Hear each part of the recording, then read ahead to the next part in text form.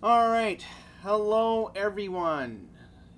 You should be seeing this video Saturday morning after 9 a.m. Eastern on Saturday, August 31st, 2024.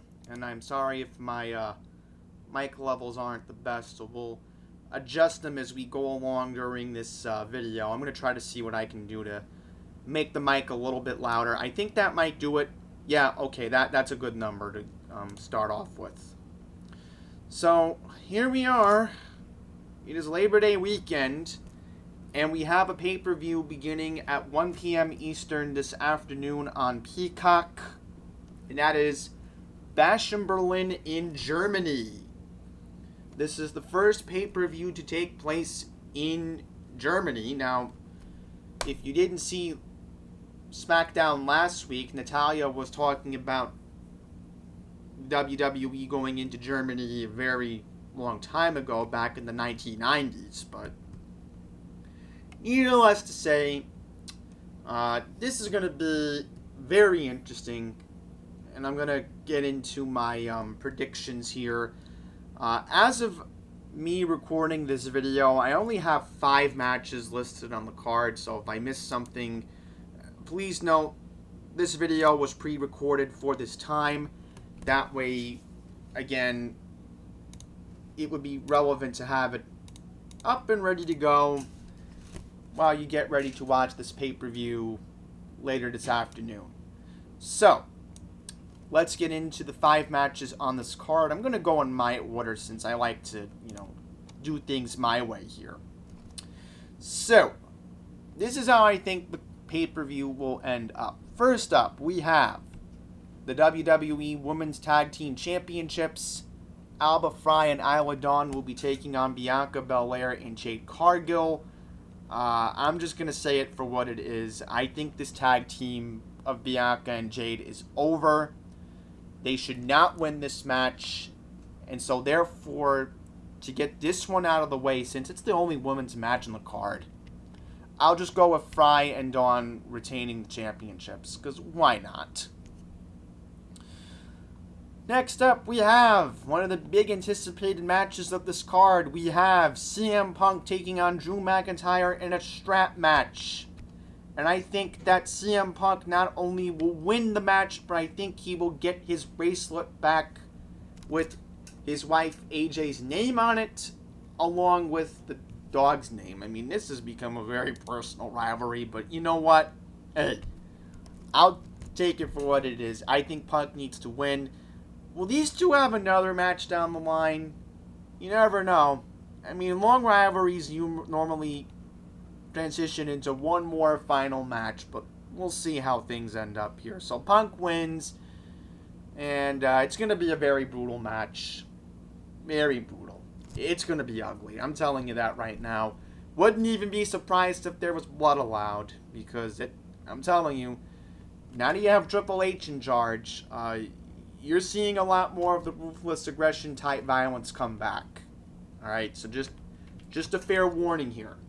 And a fair disclaimer, you're going to see a lot more TV 14 ratings, especially when SmackDown moves to USA Network next Friday. So, just a fair warning. And the same will probably apply when Raw moves to Netflix.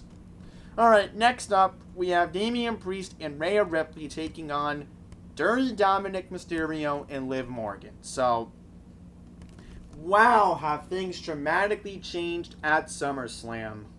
Whoa, I thought that Mami was going to regain the title and the Judgment Day was going to be back in perfect harmony. I thought it was going to be a long rivalry where Liv Morgan and Rhea were going to, do things, but things have dramatically changed. And, I'm getting accustomed to the fact that now, let's face it for what it is, Liv Morgan is now the new leader of the Judgment Day. She's basically taking over the whole group in a whole month. Isn't that amazing? My, has time gone by. But you know what? Damian Priest is not happy, and neither is Rhea Ripley. So you have this mixed tag team match. And I think this is going to be a long feud. But just for discussion's sake, I'll go with Damian and Rhea winning. Only because I just see, in the long run, going into the fall months, I think it could lead to a Survivor Series match in the fall. I think there's 2 guaranteed matches I think we'll see in the fall. I think this will be one of them. I think there will be people that will join Damian and Rhea on their Survivor Series team. And then the Judgment Day will have their team. So it'll certainly be interesting, given that I think it will be a War Games match come November. And then, of course, the other match I definitely see going down the line would be the original Bloodline taking on the Bloodline V2. So, I'm just thinking in the long run what's going to happen here. But just for argument's sake, let's just put Damian and Rhea as your winner. And then let's just assume the next few weeks on Raw, it's going to be chaotic between Judgment Day and then Damian and Rhea.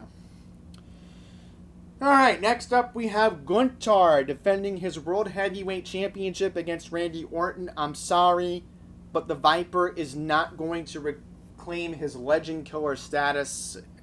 Sorry to say that, but Gunther, it's just too hot right now. Why would you take the belt off of him? I'm sorry, but I just don't see Gunther losing.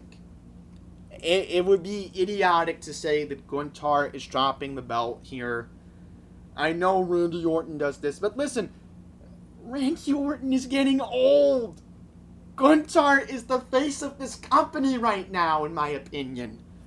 The guy is a hard worker. Why would you take the belt off of him? So as of now, I just see Gunther retaining, and then, I don't know. I'll go into the other theories about why, but this is just built too quickly. And in theory, Damian should be getting a rematch. I mean, he should be owed a rematch. I mean, it's contractually obligated, right? Alright, and this is how I think the pay-per-view will close out. You'll have Cody Rhodes taking on Kevin Owens. And I'm going to say it for what it is. I think we're going to see deja vu all over again. What do I mean by deja vu all over again? I think it's going to be the same finish when Daniel Bryan turned heel in 2018. Now, what am I referring to here? I'm referring to when Daniel Bryan, who now goes by the name Bryan Danielson, who, by the way, congratulations on beating Swerve Strickland for the AEW Championship last week. But when Daniel Bryan turned heel in 2018, he low-blowed AJ. And I think the same will happen again in this match. I think the ref won't see something. They're going to write it in the script. And so what will happen is, and you've seen it, you've seen some hints. There are hints that Kevin is going to turn heel again. I think now is the time for Kevin Owens to go on this epic evil heel turn. Especially as SmackDown is going to move to USA Network. In theory, you don't really need Roman Reigns to go after a championship to reclaim the bloodline. You know, I think right now, Roman's going to be a hero character. I think they're portraying him that way. In the long run, if they're going to make Kevin do that, it makes a lot of sense. You want Roman to be cheered, and then Kevin gets booed in that sense. And so what will happen here is, I think Kevin wins the championship. He finally gets what he wants, but it's not going to be the crowd reaction that he expects. It's going to be people booing him for playing dirty. And I think now with Cody's had a good run. I'm sorry, but Kevin Owens is getting old. I mean, you have to let him win the belt at some point. The guy is a hard worker, but he's going to turn heel. I'm telling you now. He is turning heel. It's happening. They're going to put an epic match. The crowd will chant, "This is awesome." They'll say it in English or German or whatever at this point. And then again, I think you'll see Kevin play dirty. I think what will happen is the ref's going to be a little distracted by something that goes on, and then, Michael Cole and Corey Graves will be like, "What just happened?" And then Kevin, why? That's how I see it happening.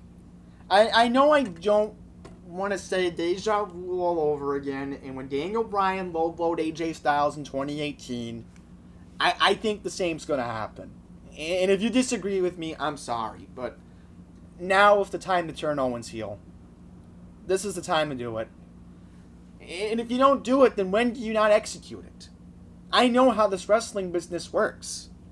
If Kevin doesn't turn heel now, because again, we've seen Kevin as a heel when he's been champion, either as Universal Champion or the United States Champion. What does it make you think that he'll be a heel as the new Undisputed Champion? So therefore, your new champion will be Kevin Owens. And sorry, Cody Rhodes, you've had a good run, but I know how this wrestling business works, and it's very sad that I have to talk about it that way, but yes, that's how I see it. Hey, wasn't I right when I said Jinder Mahal was going to win the WWE Championship? I said it here first, before anybody else did. So I'm normally right on this stuff, folks. Alright, so I think 10 minutes plus has been long enough for me to ramble on about this pay-per-view. I think the next pay-per-view will be in Atlanta. So it does set up the rematch in October for Cody and Kevin. That's the way I also see it too. So I'll be back in October. Just want to mention NXT this weekend. Ethan Page taking on, which is tomorrow, Ethan Page, NXT champion, taking on Joe Henry. I hope Joe Henry wins tomorrow. That would be big for Joe if he can carry his momentum going forward. So, that's it. Thank you all for watching. Enjoy the Bash in Berlin today, later this afternoon. Enjoy. I forget what the name of the NXT pay-per-view is at the moment. No Mercy, that's the name, yeah. So enjoy NXT No Mercy tomorrow. This is going to be a good weekend of wrestling. So until the next one, please take care.